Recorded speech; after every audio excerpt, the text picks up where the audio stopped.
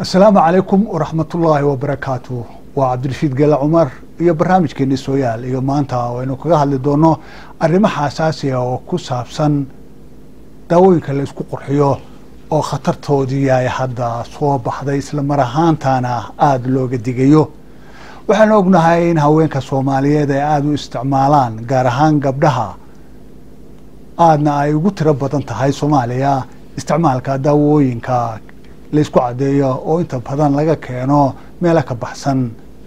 dalka Soomaaliya iyaga oo ka soo iibsada dukaamada iyo waliba goobaha online-ka ah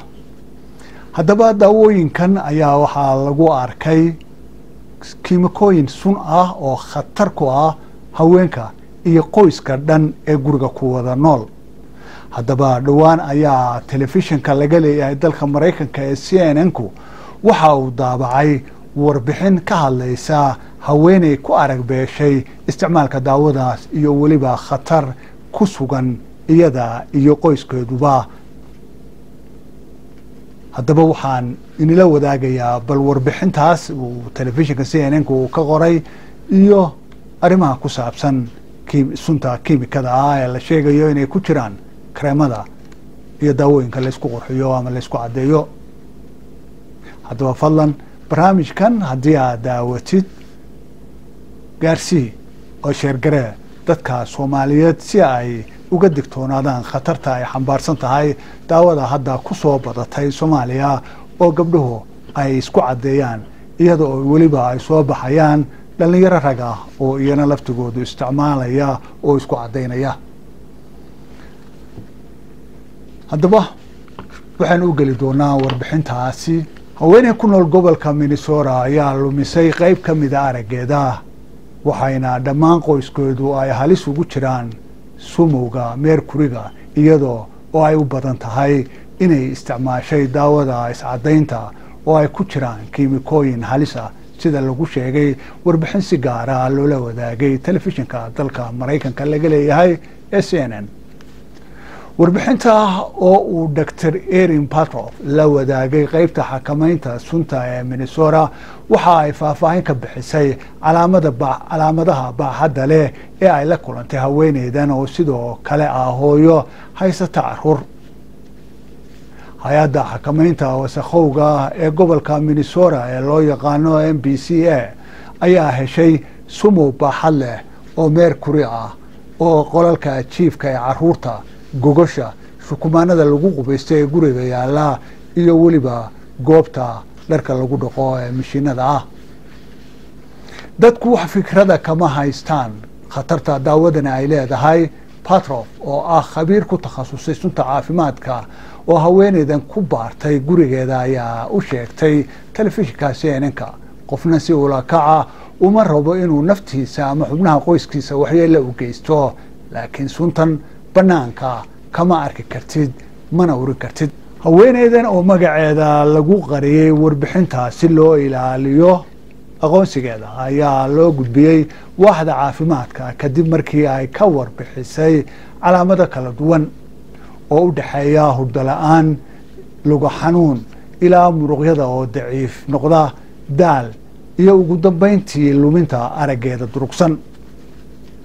tijaabooyin caafimaad ayaa daaha ka qaaday heerar sare oo mercury ah oo ku jira dhiiggeeda iyo kaadideeda haddaba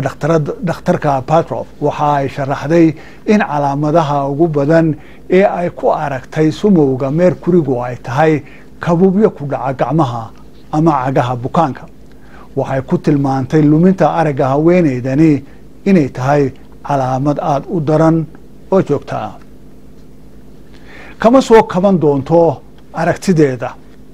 Patrof ayaa waxa ay u sheegtay telefishinka CNN sidaa daraadeed haweeneydan da'da yar ee hadda luminaysa araggeeda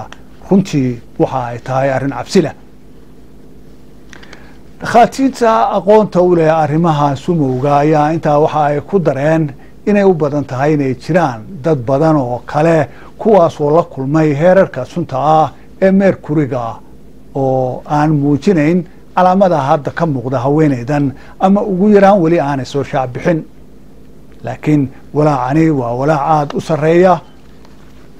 Patrof iyo hay-adda MPCA waxa ay booqdeen guriga haweeneyda 2 jeer qiyaastii 1 sano ayaana u dhaxaysay booqashadooda. booqashadii ugu horeysay waxa ay tustay kooxdu inay guriga yaalin kareemada caddaynta maqaarka oo dibadda laga keenay, laakiin haweeneydaasi waxa ay sheegtay markaas inaysan isticmaalin. hay-adda caafimaadku waxay ogaatay in xaddiga meerkuriga oo 2 ka mid ah alaabtaasi uu dhowr kun oo jeer ka badan yahay heerka la ogol yahay. walaacaas haddaba hay-addu ma tixgelin heerarka meerkuriga ee gurigeeda inay tahay walaac. muddadii sanadka ah ee hooyada ayaa waxaa kor u kacday heerka meerkuriga ee jirkeeda ku jira. warbixinta kiiska ayaa sheegaysa booqashada labaad ee gurigeeda ay ku tageen hay-addu sanadka 2022 ayaa lagu ogaaday in 2 alaab oo cusub oo lagu qurxiyo haweeneydu ay ka soo iibsatay suuqyada gudaha. sidoo kale waxaa ku jira baa la yidhi heerar sare ama sun sare oo meerkuri ah alaabooyinka laga helay gurigeeda, waxayna ahaayeen kuwo faaruq ah oo aan markaa la isticmaalayn. laakiin waaxda MPCA-du waxay tijaabiyeen noocyo cusub oo aan la furin oo isla kareemada caddaynta ah, iyagoo laga helay heerar aad u sarreeya oo meerkuri ah oo u dhexeeya ilaa iyo 11,000 ilaa iyo 18,000 ppm. tijaabooyinka cusub ee kaadidu waxa ay xaqiijiyeen in heerka meerkuriga ee jirkeedu uu kor u kacay ilaa iyo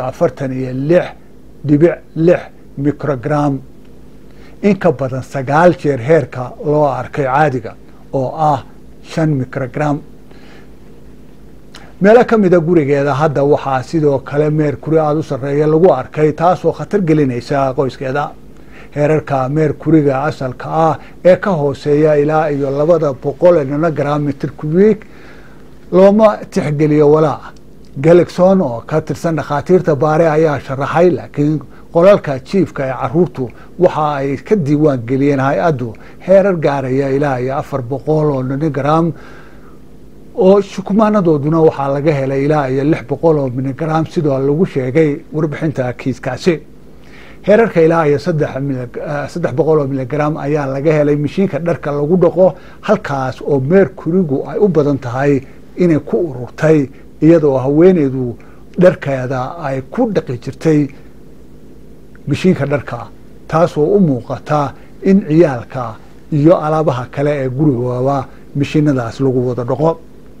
baaritaano kaadida oo lagu sameeyey mid ka mid a caruurteeda ayaa lagu ogaaday inay hadda leeyihiin heerar sare oo meerkuri ah oo jirkooda ku jira, inkasta oo ay aada uga hooseeyaan tan hooyadood oo ah 6.88 microgram. heerarka meerkuriga asalka ah ee ka hooseeya 200 nanogram mitir kubeek looma tixgeliyo walaac. Galexon ayaa sharaxay, laakiin qolalka jiifka ee caruurtu waxa ay diiwaan geliyeen heerar gaaraya ilaa iyo 400 oo nanogram oo